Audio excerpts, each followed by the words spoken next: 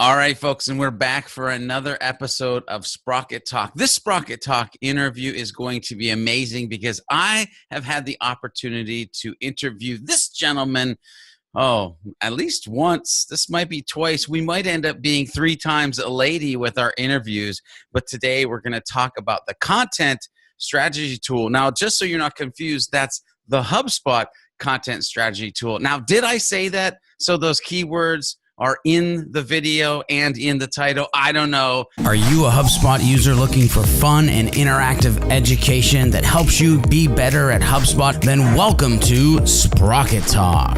Lars, why don't you tell the viewers, the listeners, who you are and what you do? And of course, they probably know who you do it for. Yeah, so my name is Lars. I work at HubSpot. I'm a product manager. Been here now almost 4 years, and I've worked on the social media tools. I've worked on the ads tools, and now I'm over in SEO land. I love the fact that you get around. That might be a hip hop song. I don't know. You might be singing it right now, listeners and viewers. And here's the thing, Lars, let's start at the very beginning. And I really do feel this is probably going to be an episode this week and an episode next week, because I want us to take the time to kind of dig in and give the listener some value. But at a 50,000 foot view, if people haven't been paying attention, maybe they're new to HubSpot. I mean, we literally might have some people who signed on today, Googled how to use the tool, and found this video. I don't know. But at a 50,000 foot view, like, what is the content or HubSpot content strategy tool?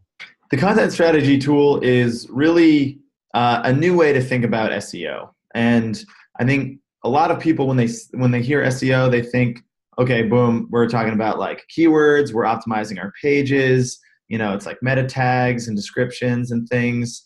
And I think what we're trying to do with content strategy and really what we're reflecting is a big change in the world that has kind of gone unnoticed. I think a lot of people, like, unless you actually ask them, they probably wouldn't know that, like, searching has changed pretty dramatically in just the last few years, where it used to be, you know, you would put in a term that's pretty simple. It would just be, you know, and you actually, I don't know if you had this experience, George, but did you ever like teach your parents how to Google something? You can't just type in like, you know, how can I do the thing? Like, you actually have to like do this and like put it in quotes and like plus this other thing, and that'll get you good results. Like, do you remember that? Oh, I do. It was a nightmare. Exactly, right? And so it's like, that was like old school SEO, right? Where it's like, you know, you put in these exact terms and like searchers had to be pretty pro to actually get what they wanted. And what's really changed in the last few years is that, you know, Google and the other search engines have gotten insanely good at what they do, which is finding you the thing that you're looking for, right?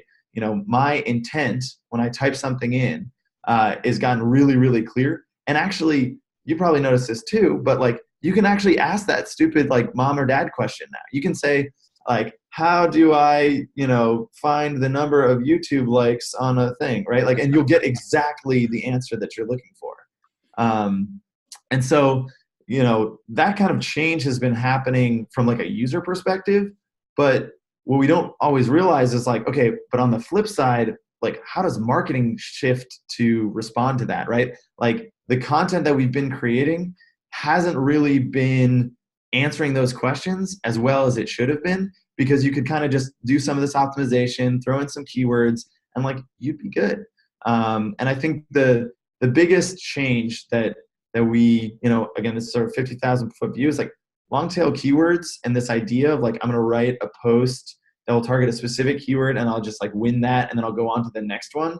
Like, that concept has really died with the introduction of things like RankBrain, which is a Google search algorithm, and sort of the way that Google has really started to use machine learning and a lot of the horsepower of like natural language processing to understand really like the meanings behind things.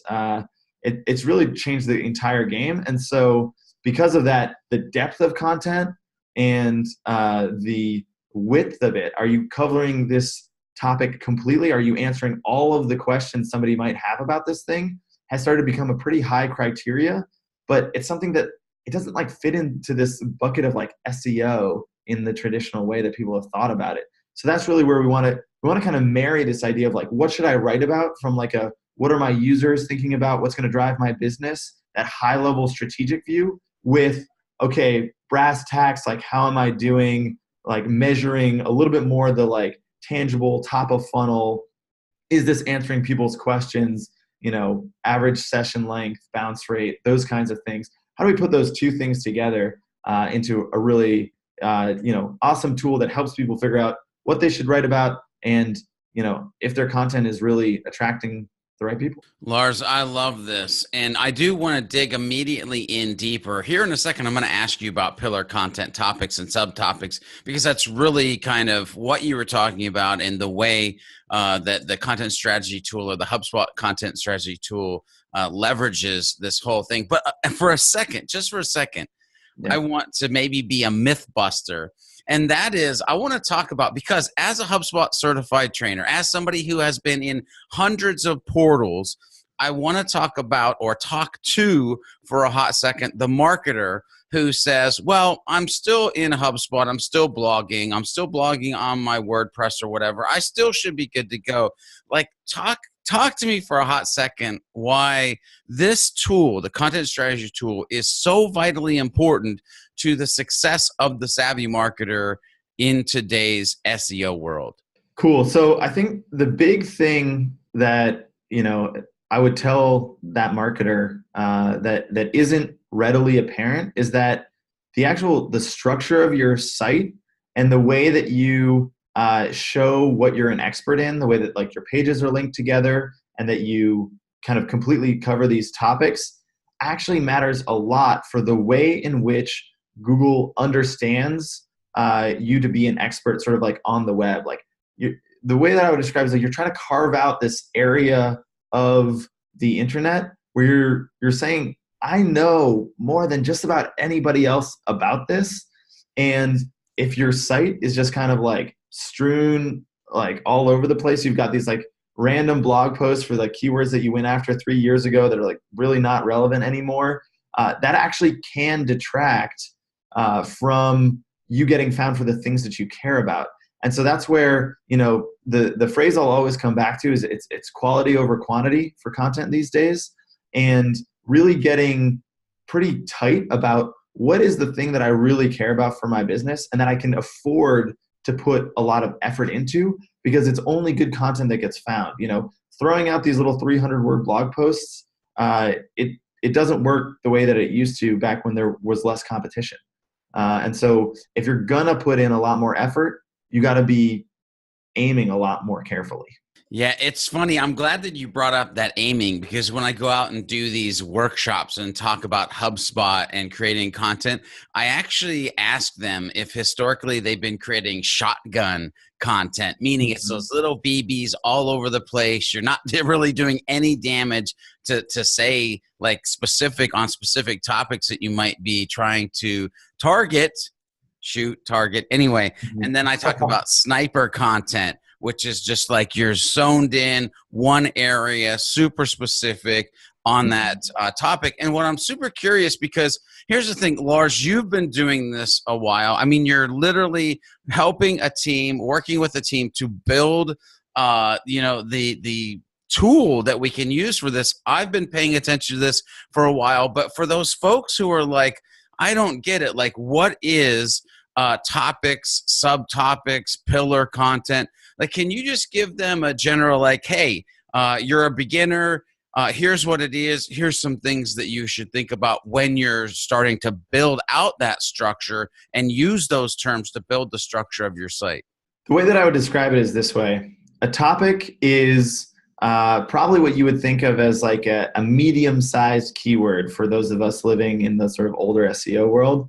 It's not going to be this like crazy big term. I often describe it as, if you have George here who's working at a HubSpot partner, there's inbound marketing, and that is just a huge term. It gets hundreds of thousands of searches a month, and that's like, I mean, I'm sure they'd love to get found for that, right? Like if they could, but it's like a really big, that's kind of like a North Star. Like, if you were a company 100 times your size and you didn't even use HubSpot because it's it's for small to mid-sized businesses, then, like what word or idea really would you go after? That's sort of like, if you take that North Star and then you boil it down into what are the things that make it up, then those things that make it up, that's what a topic is, right? So it's sort of this step down from probably like the super simple phrase that you're like, oh, like I would love to be known for like focus groups.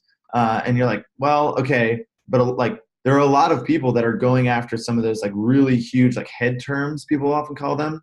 A topic is kind of the step down from that, where you say like, inbound marketing services is a topic that George is about as, knowledgeable as they come about that, right? And so that's really where I would say like, right sizing that topic is usually around the sort of like 3 to 5 words. If you say them out, like that idea space is roughly what a topic is. And then subtopics are just the angles or like the different components of that topic. So for inbound marketing services, there would be a bunch of different components. And, George's probably better at coming up with those on the fly than I am, but I'll just make some up for fun, where there would be like, one of them would be like inbound marketing services, like a growth-driven design website. There would be a, like social media strategy course.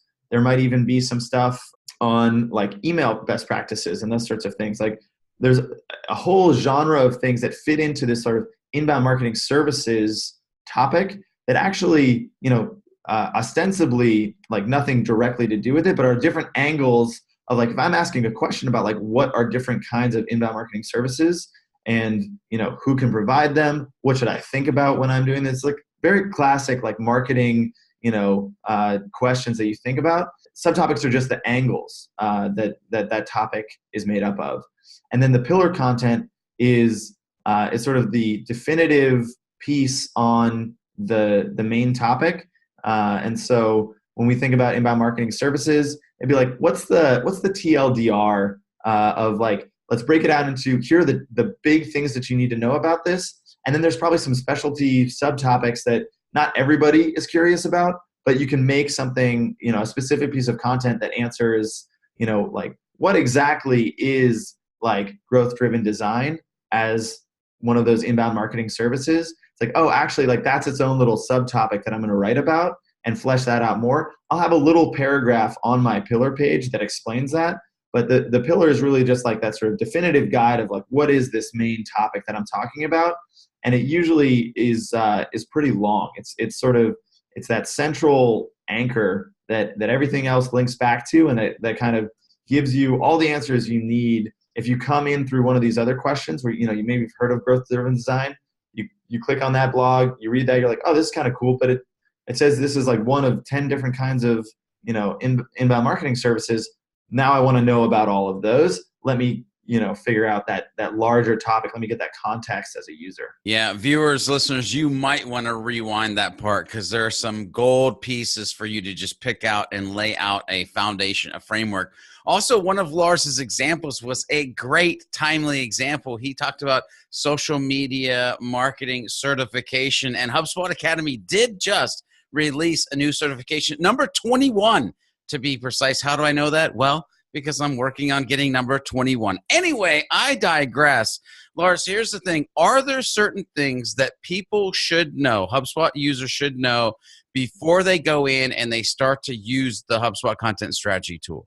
For people that aren't, they're maybe coming in and they're starting a new job and they maybe aren't super familiar with the existing content that they have. I think the biggest one is that the tool right now starts you off by looking at your existing content and trying to group them into topics. And so that's really like, that's going to be your first big step is figuring out what's the lay of the land. Let me group my stuff so that I can see how I'm doing today vis-a-vis this new world of SEO that we were just talking about, and really get a sense for like, are these things like linked together at all properly?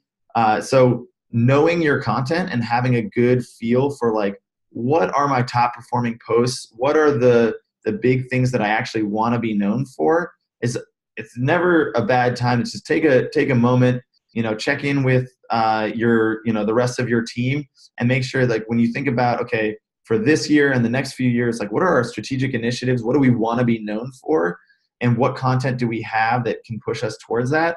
I think that's the first thing that I would say is like, before you even get started, like make sure you're thinking about some of that stuff, because we're going to go through and try to group that stuff and get you going on some of these things. But it's good to have those questions answered already.